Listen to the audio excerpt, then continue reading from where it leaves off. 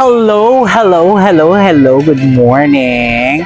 Shout out kay Atty. Paps. Maraming salamat sa pag-follow. But today, mahimo naman ako sin lumpiang Shanghai na namu. Okay? So, pwede ni pang negosyo ever. So, first, kay puhan tayo ni i-drain. Pwede man niyo init lubukon. So, since may food processor ako din, kaipuhan nato siya food process. Okay? And put some onion, garlic, and may leaves ako ng kamuting kahoy. Maybe you can put dahon ng malunggay. Alright? I-grill lang nato siya. Okay? So, like this.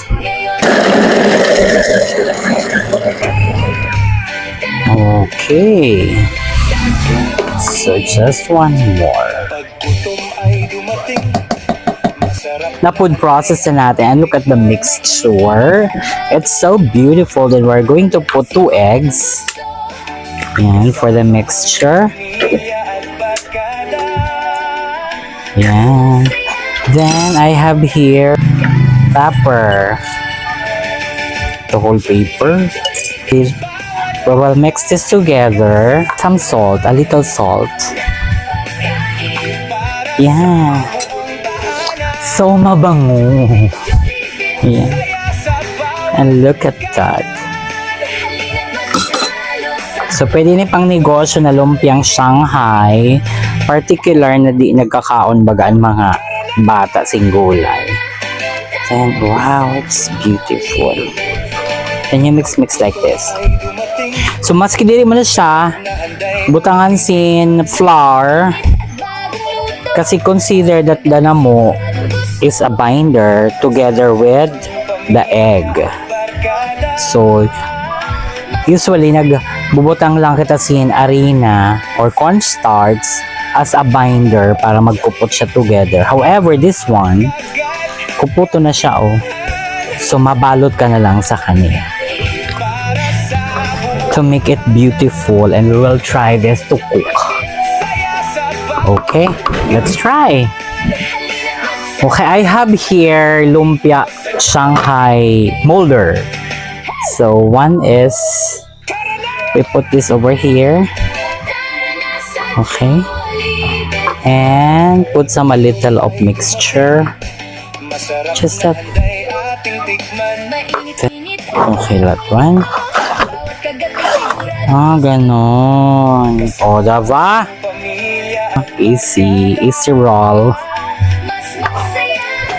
So, this is the sample roll that we have for a lumpiang Shanghai. I have here a sample of a mixture because we will try this if the taste is good. But perhaps we will cook this first. Okay. The lumpiang Shanghai roll. Okay. This is just a sample. We'll try this if this is really good in taste. Okay. So that's it. We'll wait until it cooks. So finally, I have here a finished product. Sa lumpiang Shanghai na namo. Let's taste it. Okay. I'm sure try nato kung delicious. So I have here mixture muna first. Ano ta sa suka?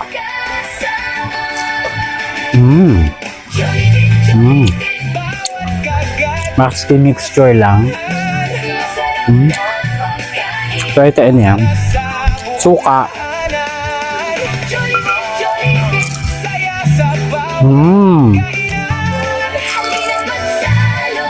Perfect.